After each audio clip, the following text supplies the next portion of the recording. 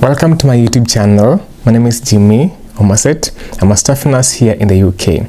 In this video, I want to share with you 3 essential examination and certification that I did to become registered as a nurse in the UK.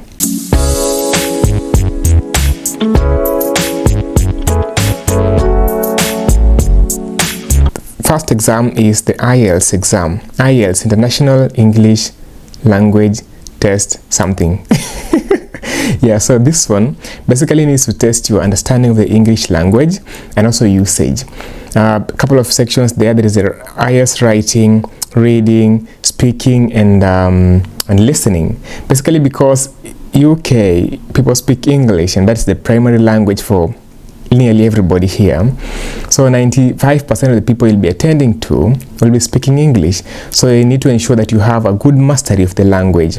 So, and there are very high pass marks for the 4 sections that I've just mentioned here. For example, when I was doing the IELTS exam, the pass mark for reading was 7.0, writing was 6.5, listening and speaking 7.0, 7.0 each, and you needed to have an average of 7.0 in for the whole exam really. So I did the IELTS exam in Kenya, in Nairobi. There are so many centers. When you book the exam, you'll choose your center. You'll just go to, I booked at British Council. So you just go online, British Council, IELTS exam, and I chose Oshwell College in Nairobi. Then I just went there, did my exam, finished. Of course, I took time to practice. Don't book the exam and start doing it without practicing. Take time to practice. I did self-practice really, and I will tell you exactly what I did in an entirely different video. But don't go that way of self-practicing unless you really are confident in your English language. And I passed. The second exam that I did was the CBT exam. The CBT stands for computer-based test.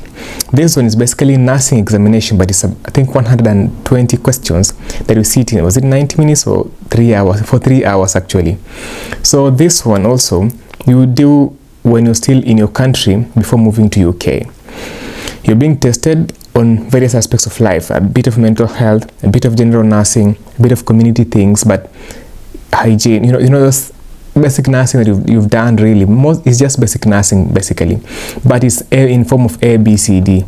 So question 1, A, B, C, and D, you choose as you go, even where you don't understand, you don't get to, you can guess and get it.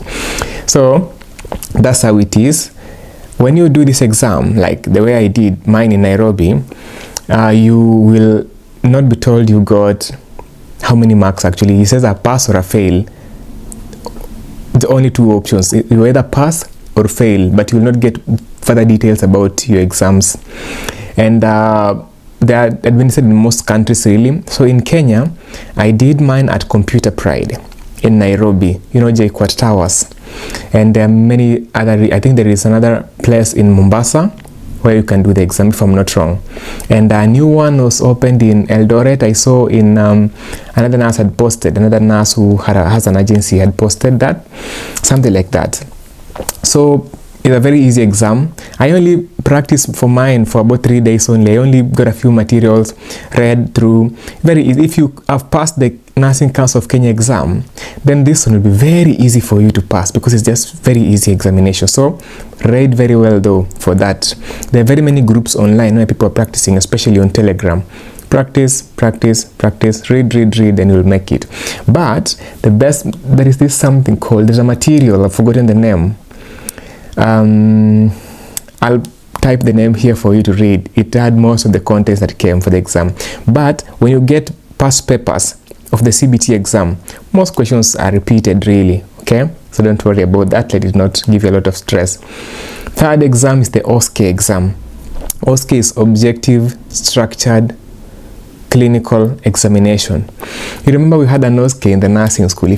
I went to nursing school in Kenya and we were doing the first year OSCE where you're doing, let's say, examination of the baby. You come to a station, the lecturer will sit there to observe you, materials are put here for you, and a dummy baby you come examine. So that's what we used to do in Kenya. So it's almost the same thing here. Now you have to do things like aseptic non-touch technique, whereby you're doing a wound dressing, aseptically, and then you'll have something like injection technique. So basically they're assessing how you speak to the patient, how you pass the communication, how you handle your equipment, and the mastery of all this. But of course it is timed. Let's say, for example, I did aseptic non-touch technique, which is basically wound dressing, but then you need to do it, maintaining that aseptic environment that is required, and it was 14 minutes, and I think that is the highest. The rest are 9 minutes, I think 6 minutes, 9 especially, so they're just watching your technique and how you're speaking. You're communicating. You assume it's a real patient and you're communicating. So the trust, when I came to the trust, they took some time to train us. We had 3 weeks of training for that, every day, morning to evening, 5 days a week, 9 to 4, I think, or 3. We were being trained on that and practicing and practicing and practicing, and I passed. My friends passed. We made it. There are, I think, 5 or 4 centers in the UK. I don't know how many exactly, but I did mine in Leeds. Don't hear what people are saying. Other people will tell you this particular station failed people a lot, this one passed people a lot, but I don't believe in that. Just do your exam well, and I believe you'll pass. It is not hard. It's just mastering 2 things. Your time management is one of the things that almost failed me. Time management, and number 2, you need to know what you're doing. So just mastery, practicing and practicing and practicing the skill again and again until it becomes part of you. You master it. Mastery. We used to do it both in the skills lab where we were going at Preston College, but also in our rooms. I used to stay in a student accommodation, so we would come in the evening, we would try and do it with our friends, then tomorrow we go perfect the skill until we're able to pass it. After passing the OSCE, that's when you'll get your pin. You'll get your nursing pin to practice now in the UK fully as a nurse. You are not a nurse yet in the UK after passing your CBT. I got a job in the UK after passing my CBT. That one does not, you are not in the register yet as a nurse. You have a number and so on, but everything is still in progress until you pass the OSCE. That's when you get a pin, then you start your preceptorship, then you start your supernumerary. After some time, when you're confident enough, then you can practice independently. And that is something I really desired. I used to come to the ward. I really desired becoming independent, but that one happens over time. Master, understand how things happen in the country, get people to mentor you. It's not easy to adapt from the Kenyan system to this system, but part of the OSCE training is just to let you get the skill, but also learn how things work here. The language, maybe 1 or 2 things are a bit different. The skill may be a bit different here in terms of how we practice, like in my context from Kenya. But then with the time, you get adapted to the local way of doing things, and you get to flow, that level of flow. My advice, as always, IELTS, practice, practice, practice as if you're practicing for your PhD.